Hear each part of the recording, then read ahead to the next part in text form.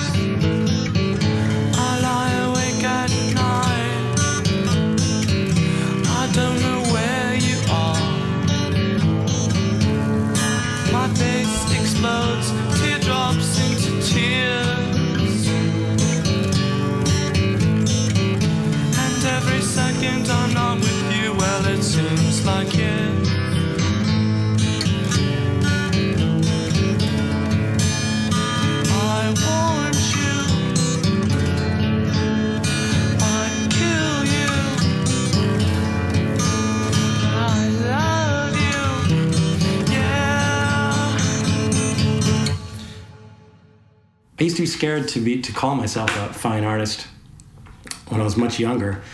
I was worried about just being a painter because I always thought I'd sort of lose it, like that if I went into my mind for that long and that often, that I wouldn't be mentally stable.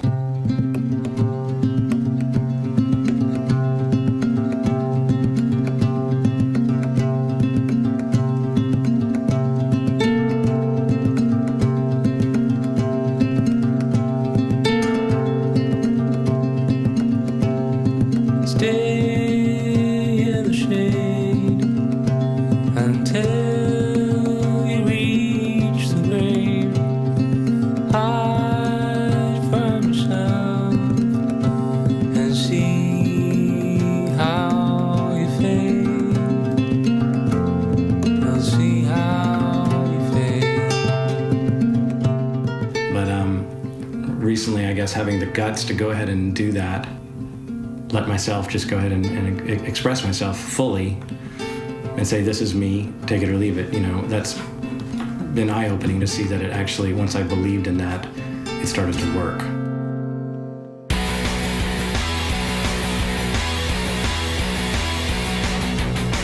I think the first time I met Tim Hussey was when I was in 8th grade. I was 14.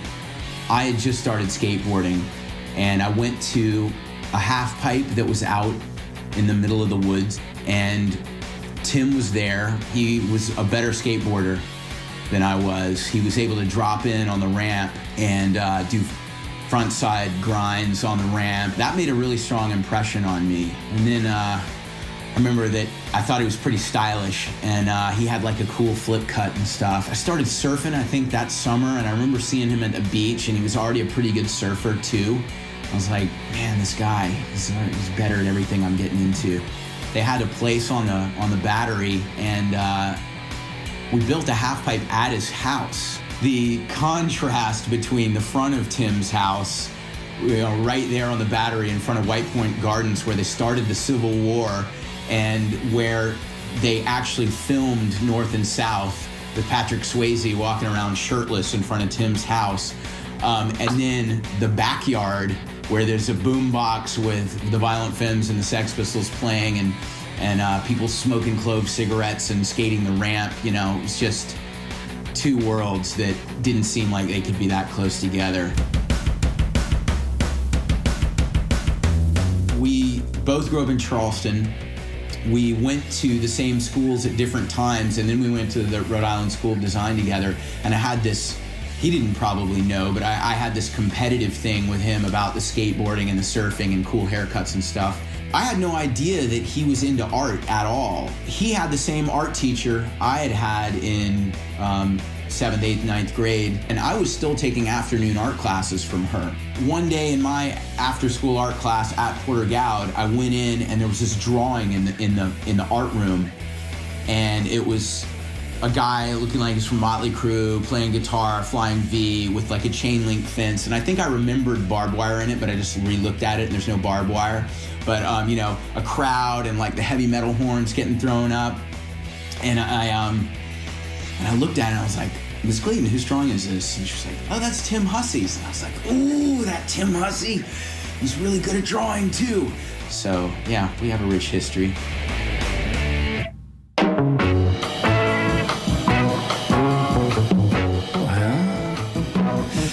Born in Dover, Delaware.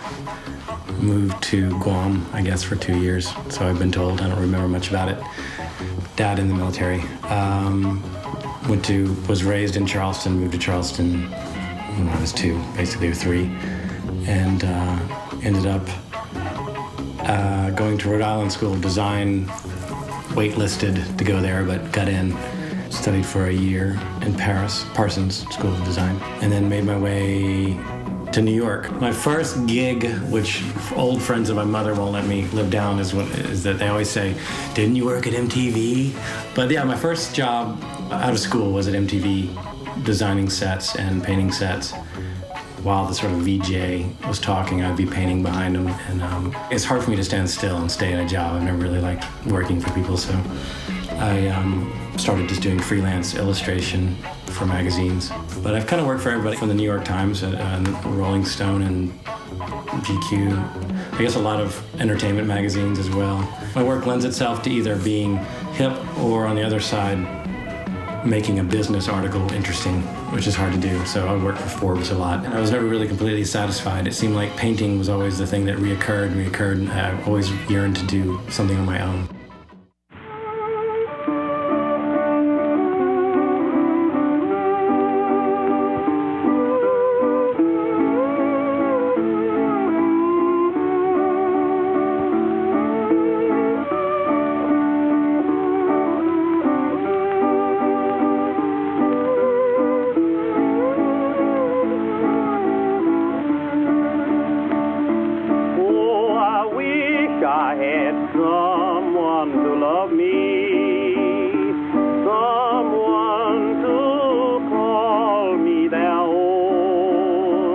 Hey, motherfuckers.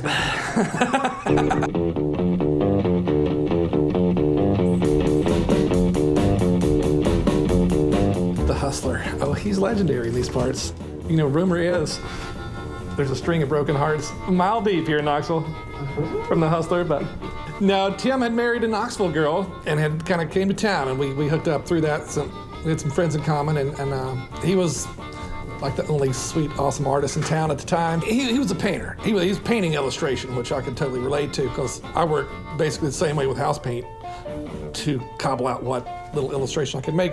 But Tim really had it going on. We started painting objects there for a little while too, and there was a suitcase he had made that had a donkey on it, I think, that I was really in love with, and son of a bitch never would come off it. I had heard of Yeehaw many times, and my studio was right down the street, so I wandered down here really nervous, walked in, and I thought they would think I was Mr. Cool in a way, so I immediately just spewed out my resume, like, oh, look at this, I've been published here, and Kevin was like, cool, well, definitely, like, let's hang out sometime, and then that was it, and I just went back, and I was like, that was really weird. But then, like, a couple days later, suddenly it was like you responded to something, and I was like, what? I thought they didn't even know I existed when I walked in there. I really felt like a putz, you know? I have a piece of his hanging over there in the main gallery. He has a place in the Yeehaw Hall of Fame here. Wall of Shame, as we call it, really.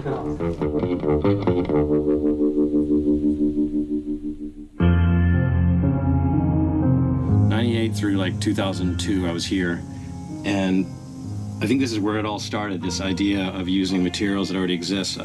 Because for the first time, I actually was interested in being a full-time painter, and it was the inspiration of the materials basically on the farm. I didn't know what I was going to do when I left New York. I just knew that I wanted to go to live a simpler life somehow, and I don't even know if art was really on my mind at all at that time. I was still in sort of a commercial artist doing illustration stuff, so I just, leaving New York was more about, I don't know, maybe I'm leaving all that behind for good.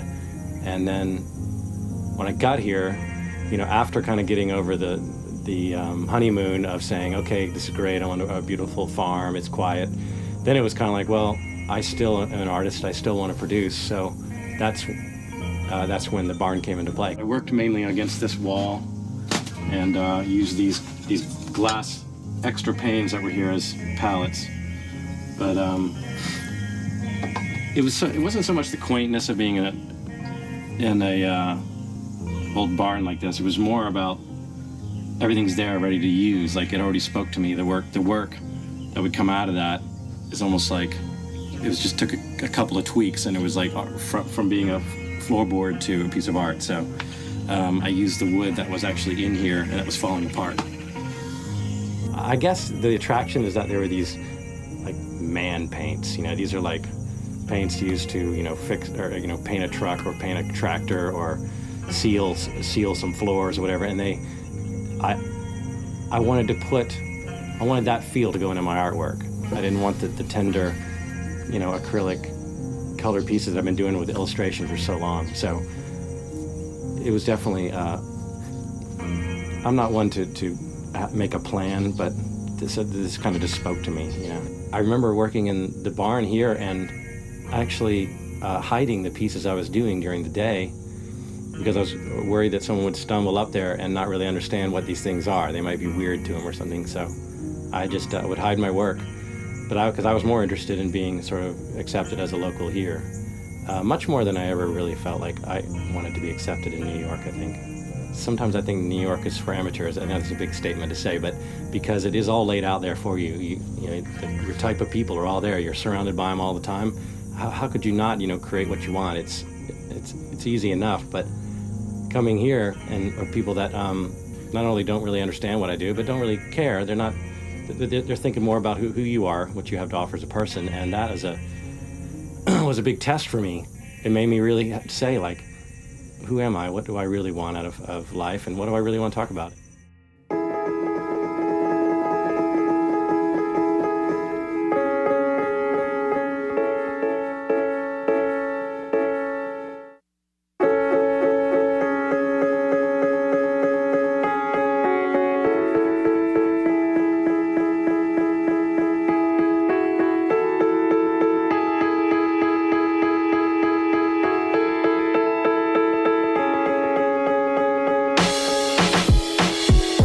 Creating something and saying, this is exactly what I think, look at exactly what I do, is not that interesting to me.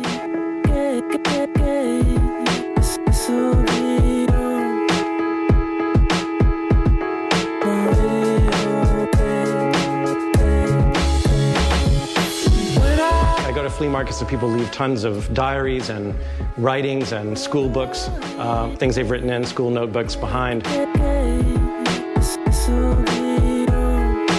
I guess I would like to believe that someone would do the same for me, would take something of mine and reappropriate it, keep it alive, even if they add their own angle to it. The lies, just like life flash before your eyes, touch right through to the soul, illusions exposed right here on a reel, in a theater, a real occurrence. You're in a box with the top popped open, like the soldiers in a Trojan, unexpected, one direction, can't go both ways, that's what the Pope say. I like for work to look like it could have been produced a long time ago, along with these found pieces, or not. To not know where the piece ends that I found and where my work begins. That's really important to me.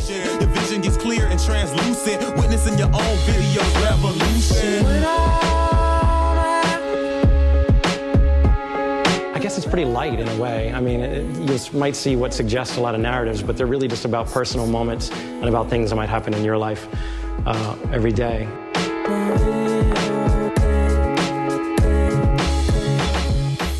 My name is Jill Hooper, and I'm a painter.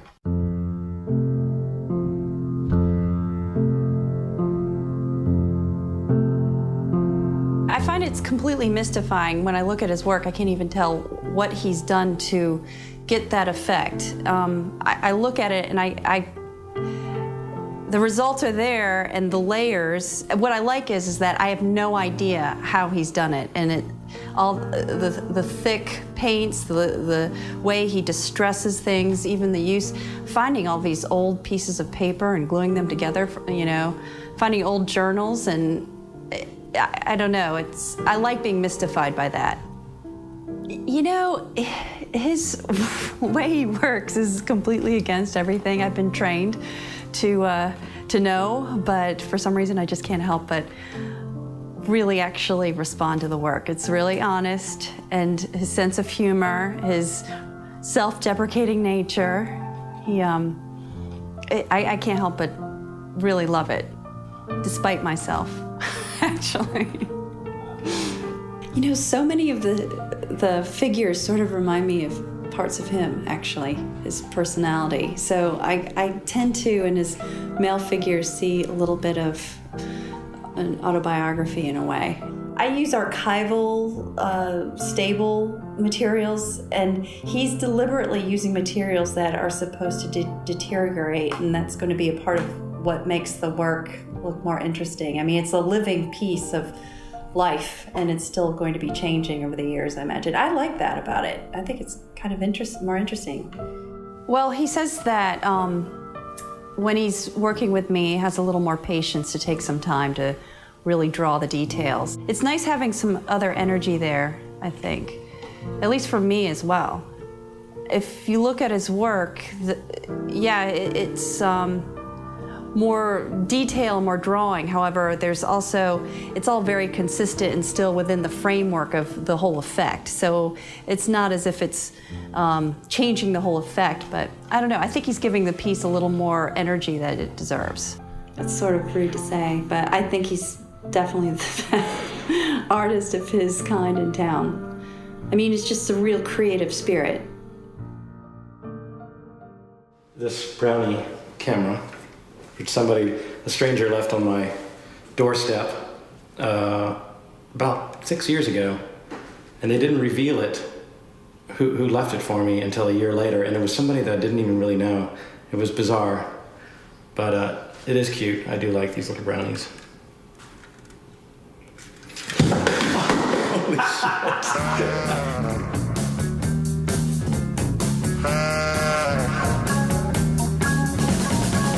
Most everything in this house is from probably the past 10 years. It's kind of when I started going crazy and pulling all these things in from everywhere I went. And everything I collect is, I like to have it around me. It doesn't mean I'm going to use it, but it's like I like to have it near me just to remind myself what intrigues me. And in turn, if I keep true to that, then it's bound to intrigue somebody else. So just having these kind of things near me, this piece, and then you have both these kind of, like how, there's something so beautiful about the texture on both of these. And I guess it allows for imagination more. It suggests a narrative, or it suggests something that you can make up. I don't like when everything's spelled out. So they look a little different on both sides. But so this is the kitchen. The kitchen's my favorite place too. When in doubt, put the object in the kitchen is what I always say. Put the figurine in the kitchen. They say a figurine's place is in the kitchen. I don't really have a huge affection for dogs, but I do like the pride at which people put their dogs into frames. I got these two pieces. There's another one for this, and I think this one says Pal. His name is Pal. That kind of made me happy. But this little guy is my favorite. An old girlfriend of mine gave me this. Once she got to know me really well, she's the one that knows how to pick out exactly what I love. So this, I just love the innocence of this drawing, and the little eyes looking one direction, and the feet all pushed together.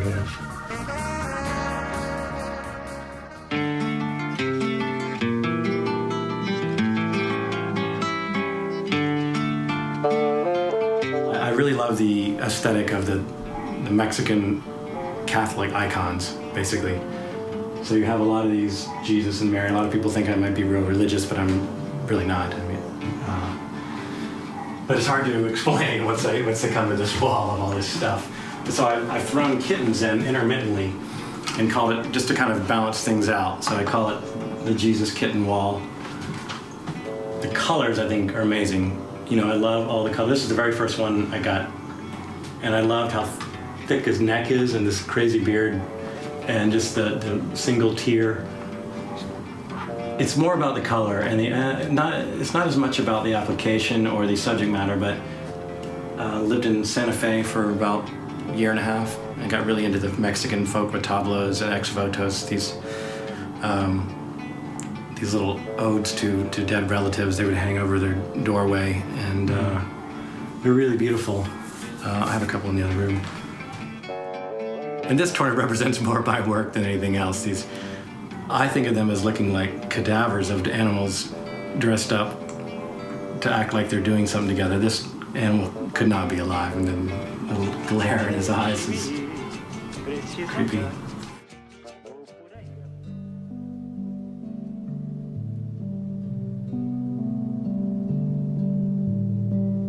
Oh, this? Late one evening, I decided to start sort of painting down my daily thoughts, trying to sum up life in a few sentences, which is impossible. So I kind of like the ambiguity of not knowing what this sentence is about, but it will say, okay, you got it, but you don't know really what you're wanting. It really has everything to do with knowing what you want out of life. So that's why I put that there. I like the idea of art being on everything. I like it surrounding you. The more I've enjoyed studying on outsider artists and art of the insane, these psychotic artists who don't stop at the canvas, they put it on everything. They put their work on everything. Because that's not what it's about. It's not about presenting that, being able to present it to somebody and say, look what I did. They're doing it for the sake of doing it. And I guess doing things like this is kind of trying to put me in the mindset of that, and only enhancing what I do with my own work. Well, actually, this is in the favorite room of my house, which is the bathroom. I'll say that right off.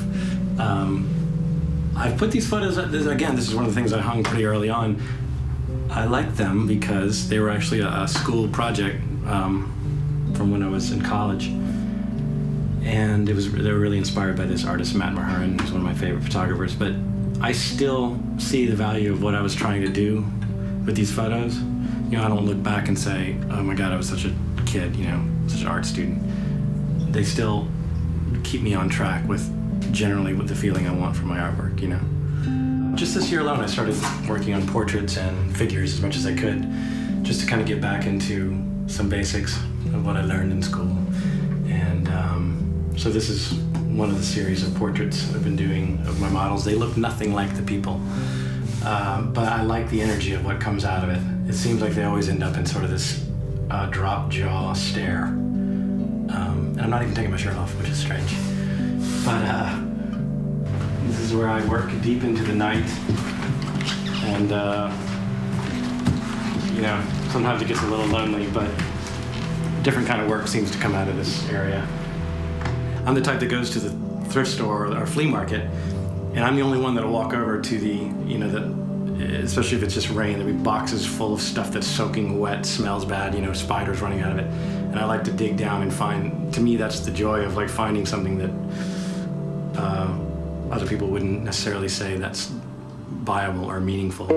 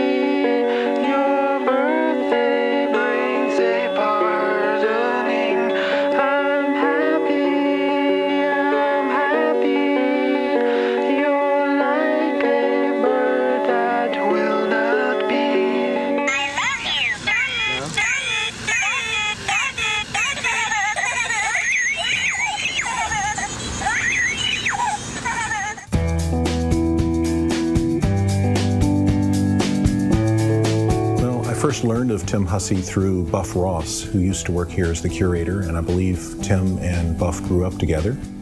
And Buff wanted to do an exhibition of Tim's work here at the Halsey. I had just been working on a book having to do with self-taught artists from around the world, and so I'd been used to looking at work that evinced a real raw power, and I sensed that same raw power in Tim's work and felt a real connection to that work for that reason.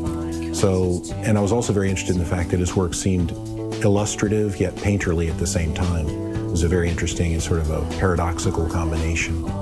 Tim's work is really made up of fragments of other ideas and images, and to me, that's a very interesting method for painting or for creating images, in that he juxtaposes these disparate elements that then come together to create one whole. And in a sense, his work, to me anyway, looks like a dream state, or it's like it exists in a netherworld, could be a nightmare. Sometimes they're dark, but sometimes they're humorous. And you don't really know quite how to take them when you see them in a large group.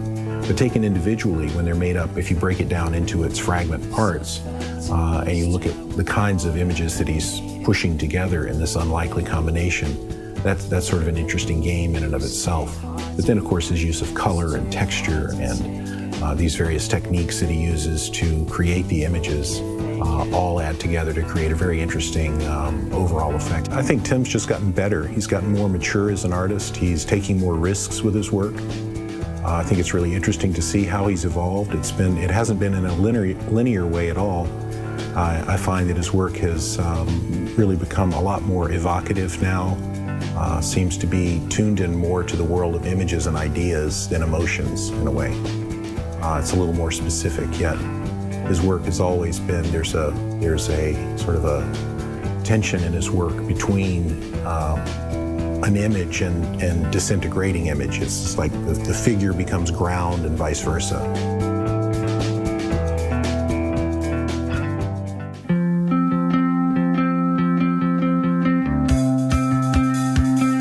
Tim's work has been very consistent, and it's hard to say that about a lot of gallery types, these days. And these are the types of artists that, as a gallery, we're interested in. I love the way he works with everyday things that he finds, things that have a history. And I think, this is something that attracted me to Tim's work as a painter, because I think I have some of these elements in my work, that his pieces have a history, that, you can see that the images have been wrought. I mean, there's a lot of biting, kicking, screaming. Things are laid down, things are taken off, things are covered up, and then scratched down and pulled back. Medium has always met message in his work. As an artist, I find that interesting. As a gallery representative, I find that imperative in having to talk to a collecting base. I've never met anybody like Tim as long as I've been in the art world. I've never seen art even similar to his.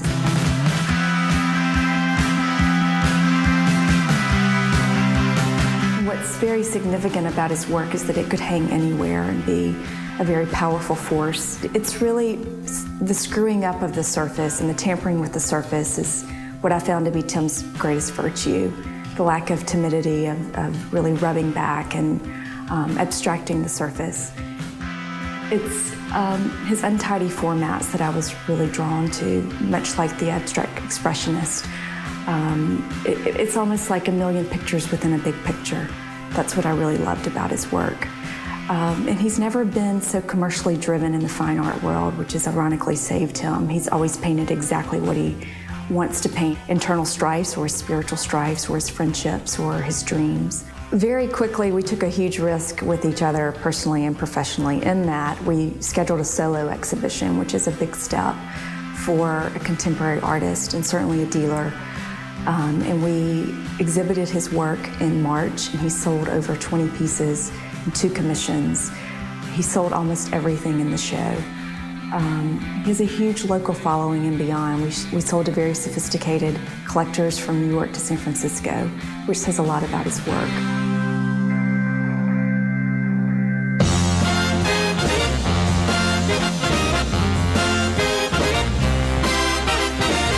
I think we've got 5 is the number, yeah, of which 2 were commission pieces. I remember it very distinctly. I was actually walking down the street with my wife, Michelle, on King Street, and we walked by Rebecca Jacobs' gallery, and she had a piece that's now hanging over our dining room fireplace in the window, and we saw it. We actually did a double take, and it was quiet, and we just wandered into the gallery, met Rebecca, and at the same time we were really introduced to Tim's art, and that was it. Had him come over, showed him the space that we lived in, and said, there's room for some expansion here.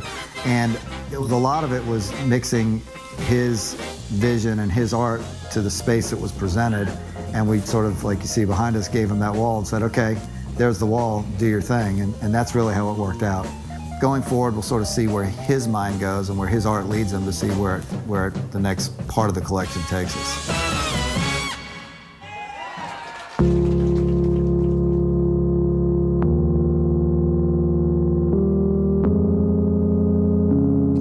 What's intrigued us about Tim's work is it's so personal, it's so intimate, and since 2001 we've been showing the work, so we've been through a lot of changes with him, and we've seen it evolve from this very painful look at what's going on with self to more about relationships with other people and even with society. A lot of times things will really catch our eye and we really go, oh wow, that's really special. But by the time the show's over, we kind of go like, well, that was really special, but I don't need to live with it. This was a piece we couldn't let go. This was a piece that we went, you know, I've got to take that one home with me, which has happened to me a lot with Tim's work. Yeah, I tell him I'm his largest collector. I hear they're rivals now, but we like work that you can chew on, so to speak. Work that it just brings the viewer in, and the viewer has to have a dialogue with the artist. Tim's work certainly fits that criteria. Just about all his work you're going to look at and you're going, I wonder what's going on. I want to talk to that artist. I want to hear where he was when he was creating that. And I think that's unique. I think that's a special gift too. His surfaces aren't precious, that he can take his surfaces and remove and scrape and add things, and that adds a whole nother level to his work that you don't see in illustration. And that's exciting.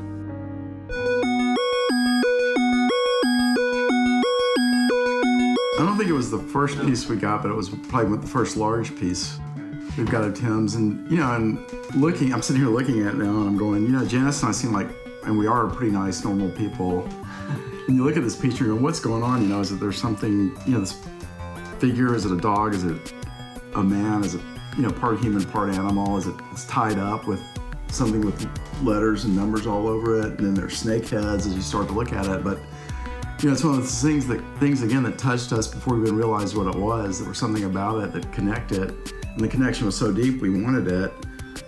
And then we went, okay, even if there's some strange things going on, that's okay with us because we like the piece so much. The triptych that we bought recently is the first piece of art I've bought as an investment. It's across the wall from a Ben Shahn piece, who is a, you know, famous artist that hangs in museums.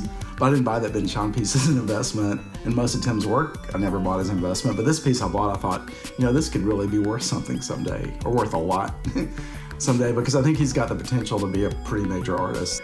Another thing that's interesting about Tim is we have a photographer that we show sometimes, then he lets us have work, and he's really hung up on this whole idea of how can a commercial photographer also do photography that you could call art, you know, that has value as non-commercial photography. And I sent him Tim's website a couple weeks ago and I said, look at this, I'd just as soon have one of Tim's commercial pieces as I would one of his fine art pieces. That he's some way that even though it's called commercial or it says graphic design, there's really no difference in my mind between what he does in art and design. And I think that's one of the things that's real appealing to both me and Janice, is that his work is part of a flow. It's not, I don't think he stops and does work for a show. I think he's doing this work all the time. He's up in the studio making a mess, playing with toxic chemicals, you know. He's a one-man hazardous waste site.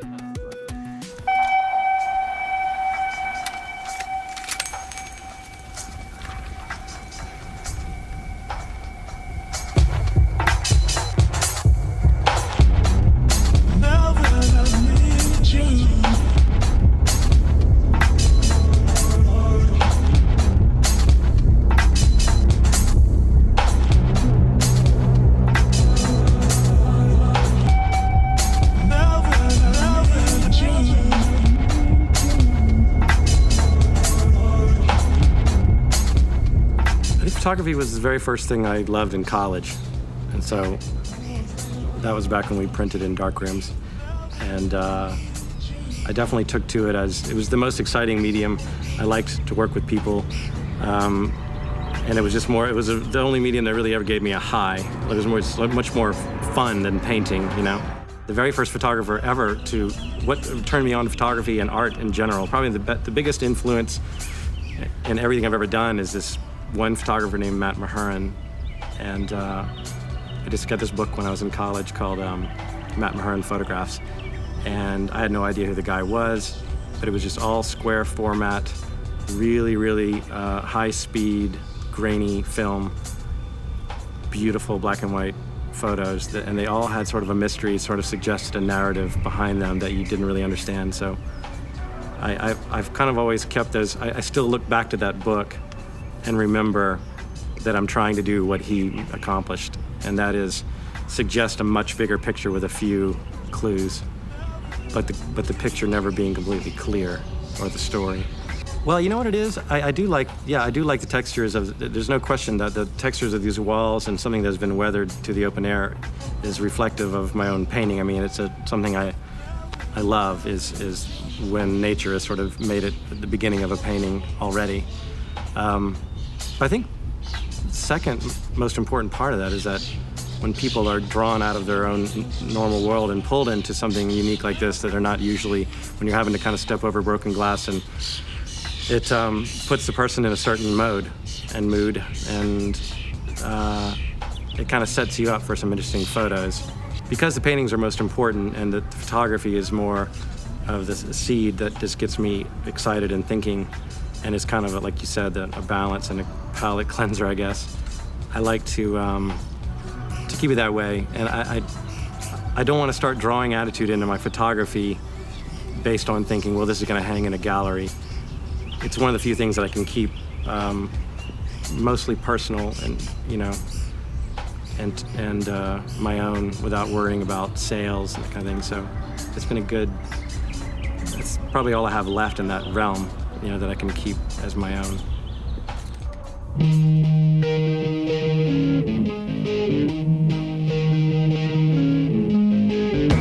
It's really hard to say, you know, what will happen with art. There's so many variables.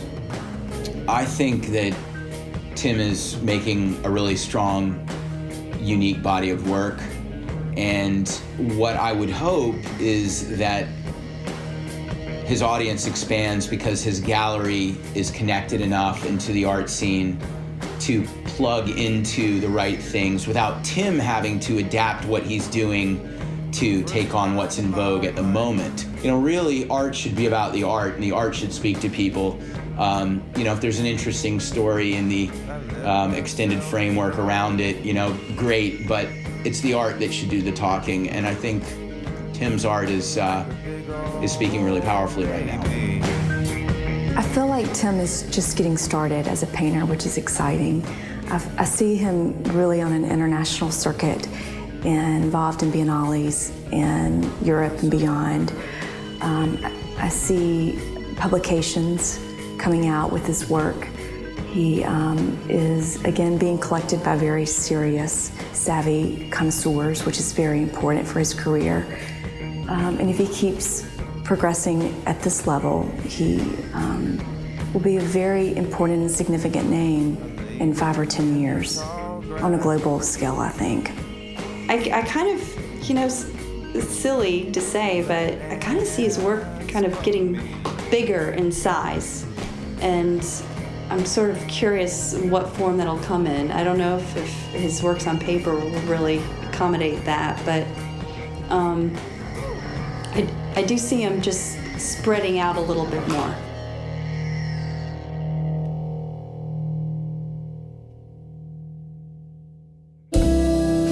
There was I like the definitely contemporary work meeting, or what I do with my own painting, meeting historical documents or something that's old and has been written on, because it becomes timeless. There's like you can't name exactly where my painting ends and the stuff that already existed begins, or vice versa.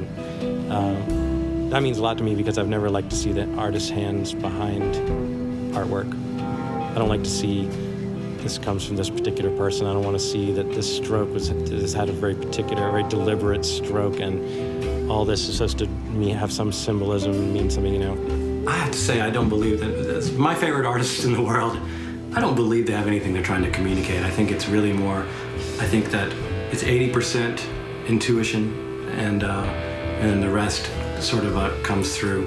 Okay, I see him kind of going this direction. This reminds me of this, so I'm going to push it now farther that direction. And this reminds me, it's a bit, and in the end, you kind of justify what it all means. It took me literally 35 years to start being proud of just doing my work straight from my head, heart, whatever, and showing it to people and have them purchase it or want to own it. It took a long time, and I'm still going through that.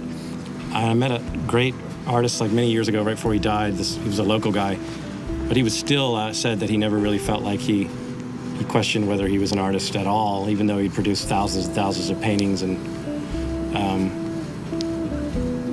he, I think up till his deathbed, he questioned whether he was a true artist, And maybe that's the nature of it, is to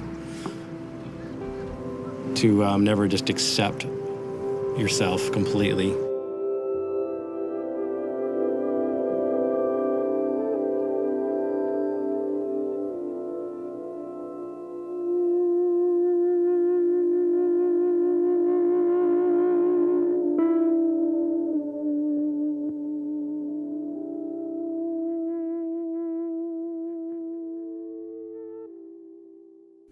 I was following the eye, was following the eye, was following the eye, was following the eye, was following the eye, was following the eye, was following the eye, was following the eye, was following the pack, all swallowed in their coats, with scarves of red tied round their throats to keep their little heads from falling in the snow. And I turned round and there you go, and Michael, you would fall and turn the white snow red as strawberries in the summertime.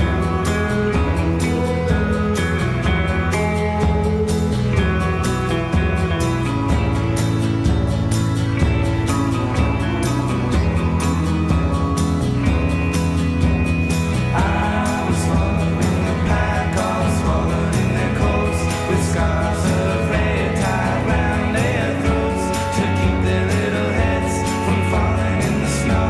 And I turned round and there you go, and Michael, you would fall and turn the white snow red as strawberries in the summertime.